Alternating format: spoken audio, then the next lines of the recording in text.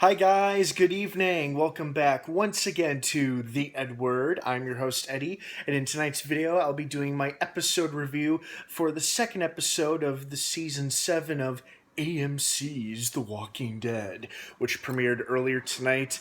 It was a good one. It was also a very nice, calming sigh of relief. Well, not really a sigh of relief, it was just a nice emotional break from last week's premiere episode, which was like one of the most violent episodes the series has ever done. Now, before I keep going on and I talk too much, please be warned that this episode review will be full of massive spoilers regarding tonight's episode. If you're not caught up on The Walking Dead up to this episode, do not keep watching or listening. If you are caught up, please keep watching and listening, as I hope you find what I have to say interesting and insightful. So you have been warned. That being said, great episode. I don't know what it is, but every season I always enjoy the season premiere because the show has returned, and the season premiere, it's usually a long, highly anticipated wait, and it's worth the wait, and it usually is, in my opinion. The second episode is always enjoyable too. Some of my favorite episodes have been episode 2. I loved episode 302 when we met the inmates in the prison. 402 is when the cell block is attacked by walkers, and the walkers are coming over the fence, and that episode featured pigs as well. Episode 502 is where they encounter it's like the ensemble episode. Everybody's together. 602, the wolves attacked Alexandria, and now this episode we have been introduced to the kingdom. Finally, King Ezekiel and his glorious tiger Shiva have just made their big debut, and it was awesome. I absolutely loved it. I liked seeing, it gave us a good idea of how much bigger the world really is. And I also thought it was really interesting how, the kingdom already has a problem with the saviors. I thought that the saviors and the kingdom weren't aware of each other, but clearly they are. And I thought it was an interesting choice of Ezekiel to make, making a deal with them, but not having his entire community know about it.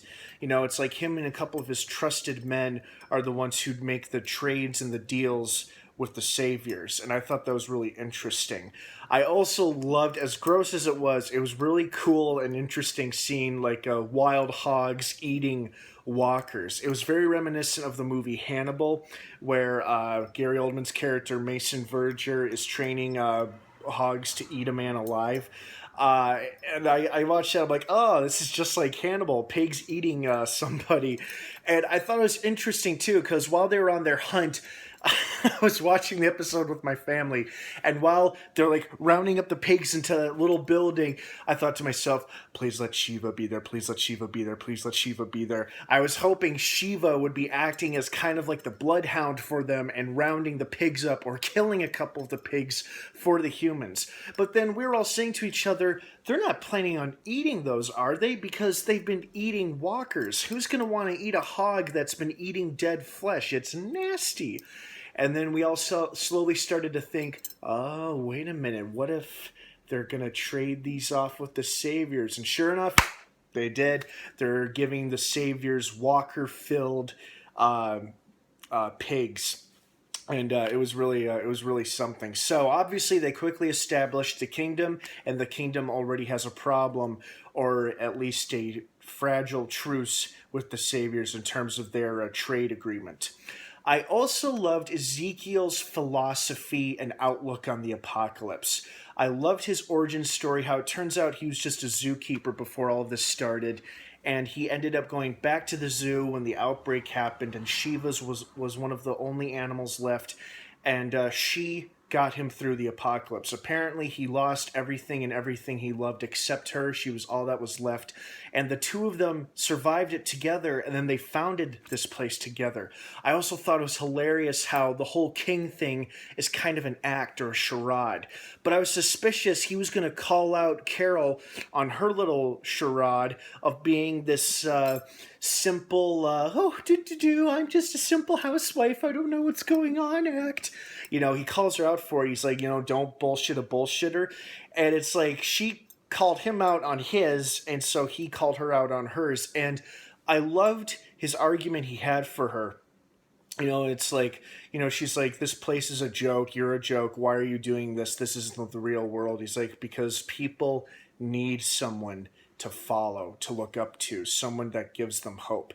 And he happens to be that guy. And I don't think he's going to be a leader like the governor or Negan, who inspires fear or confidence in their people. I mean, I think he does inspire confidence, but he doesn't do it through fear or intimidation. Clearly, the kingdom seems like a very, very pleasant, peaceful, prosperous place to live. It looks like there are a lot of people there. And I'm curious as to how big their fighting force is. Oh, and that was another great scene in the very opening of the episode when they come under attack while they're walking back, and the kingdom survivors arrive on horseback, knocking down walkers. It was also interesting seeing Carol somewhat hallucinate, envisioning these walkers as they once were, as human beings, and then she snaps out of it, they're walkers again. I thought that was kind of interesting too.